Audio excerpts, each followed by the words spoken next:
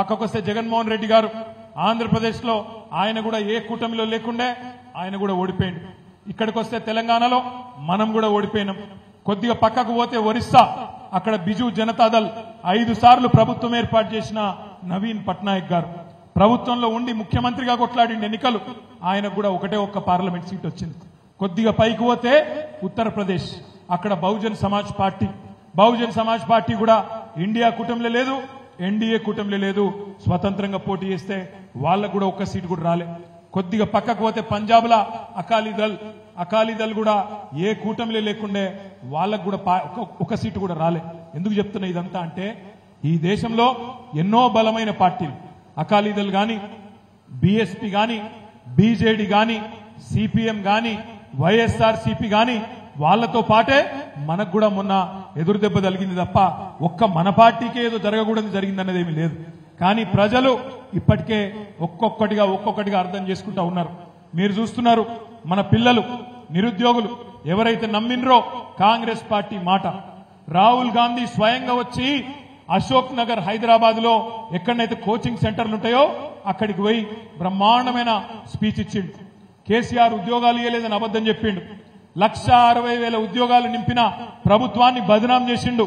ఇంకొక 40,000 ఉద్యోగాలు ప్రాసెస్ లో ఉంటే అవేవి జరగలేదంటే అబద్దాలు చెప్పి పిల్లలకు తీయటి పుల్లటి మాటలు చెప్పిండు. 2 లక్షల ఉద్యోగాలు ఇస్తాం మొదటి సంవత్సరంలో అన్నాడు. మరి ఇప్పుడు పిల్లలు రోడ్డు ఎక్కిన ఆల్రెడీ ఉస్మానియా యూనివర్సిటీలో, ఇతర యూనివర్సిటీలలో ఇప్పటికే ఆందోళనలు చాలు అయినాయి. గాంధీ హాస్పిటల్లో ఒక తమ్ముడు, మోతీలాల్ నాయక్ అనే ఒక తమ్ముడు నిరాహార దీక్ష చేస్తుంటే నిన్న ఒక కాంగ్రెస్ ఎమ్మెల్సీ పోతే తన్ని అక్కడికి వెళ్లి ఉరికిచ్చిండ్రు, ఎలగొట్టిండ్రు. అంటే కాంగ్రెస్ కు ఇప్పటికే ప్రజల్లో ఉల్టా స్టార్ట్ అయింది.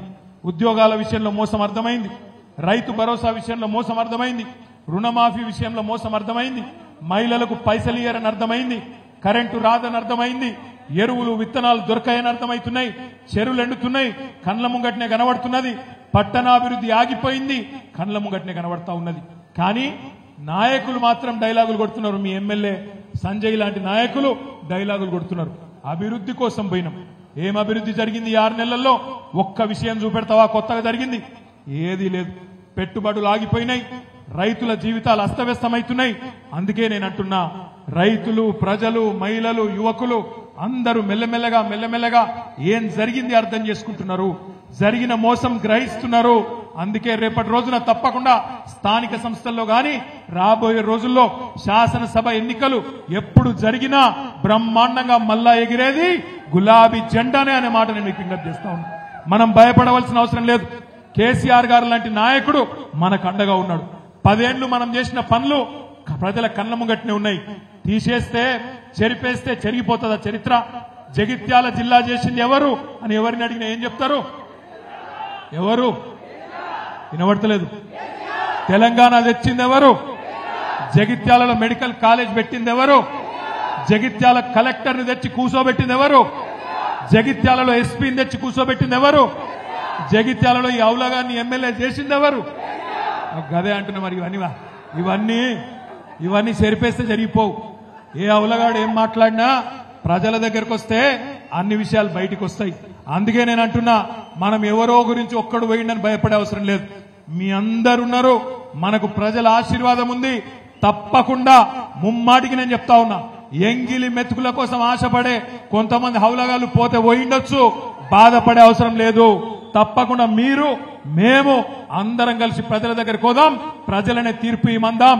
రేపు జగిత్యాలలో కూడా 100% నేను చెప్తా ఉన్నా, ఒక్కొక్క ఉద్యమకారుడు ఎవరైతే మీ ఎమ్మెల్యే గారి చేతిలో ఇబ్బందులు పడ్డాడో, నేను విద్యాసాగర్ రావు గారిని కోరుతా ఉన్నా. విద్యాసాగర్ రావు గారు మీ జిల్లా అధ్యక్షుడు, ఎల్ రమణ గారు మీ జగిత్యాల ముద్దు బిడ్డ, ఆయన ఎమ్మెల్సీగా ఉన్నారు. ఇద్దరిని కూడా నేను కోరుతా ఉన్నా, దయచేసి జగిత్యాల జిల్లా పార్టీ ఆఫీసులో వారానికి 5 రోజులు ఇక్కడి కార్యకర్తలకు అండగా ఉండండి. పిలిస్తే మీ జెడ్పీ చైర్మన్ ఉన్నది, వసంత ఇక్కడనే ఉంటది, విద్యాసాగర్ రావు అంకులు ఉంటారు, రమణన్ ఉంటాడు, రాయేశం గౌడ్ గారు ఉంటారు. ఎప్పుడు పిలిస్తే అప్పుడు మీ కోరుట్ల ఎమ్మెల్యే గారు నేను వెంటనే ఉరికొస్తామనే మాట కూడా విజ్ఞప్తి చేస్తా ఉన్నా.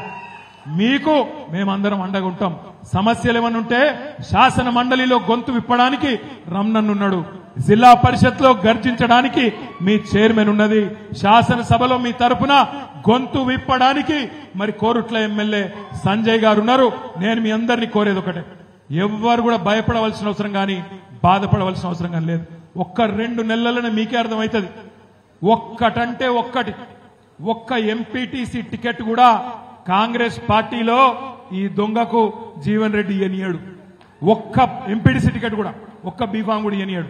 ఈ బల కొడతాడు, నాకు తెలుసు జీవన్ రెడ్డి సంగతి. ఈయనను బతకని కూడా బతకనియాడు. ఈయన కేవలం ఆ క్రషర్ కాడ కూర్చొని కంకరేరుకుంటా ఉండాల్సిందే తప్ప ఈయన తను అయ్యేది లేదు, పోయేది లేదు. వాళ్ళ వియ్యంకుని తీసుకొచ్చి కాంట్రాక్టులు చేసుకోవాలి, పైసలు ఏరుకోవాలి, పైసలు లెక్క పెట్టుకోవాలి, క్రషర్ కాడ పోయి కంకర చూసుకొని సంతోషపడు తప్ప అయ్యేది లేదు, పోయేది లేదు. కాంగ్రెస్ పార్టీలో ఈయనకు భవిష్యత్తు కూడా లేదు. పెద్దలు ఎప్పుడొక్కటి చెప్తారు, రాజకీయాల్లో హత్యలు ఉండవు, ఆత్మహత్యలే ఉంటాయి.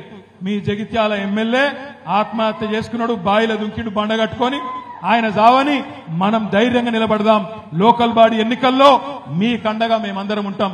నేను జగిత్యాలలో తప్పకుండా గల్లీ గల్లీ తిరుగుతా, కవితక్క కూడా వస్తుంది, తప్పకుండా తిరుగుతుంది, తప్పకుండా మీ అందరి కండగా ఉంటామని చెప్పి కూడా తెలియజేస్తూ, ఎట్లనైతే కష్టపడి ఎమ్మెల్యేని గెలిపించినామో అంతకంటే డబల్ కష్టం చేద్దాం, వీడిని ఓడించేదాకా తప్పకుండా ఎంబడబడదామనే మాట మళ్ళొక్కసారి విజ్ఞప్తి చేస్తూ, ఇంతసేపు ఓపికగా ఉన్న మీ అందరికి కూడా ధన్యవాదాలు తెలియజేస్తూ, జై తెలంగాణ, కేసీఆర్ గారి నాయకత్వం.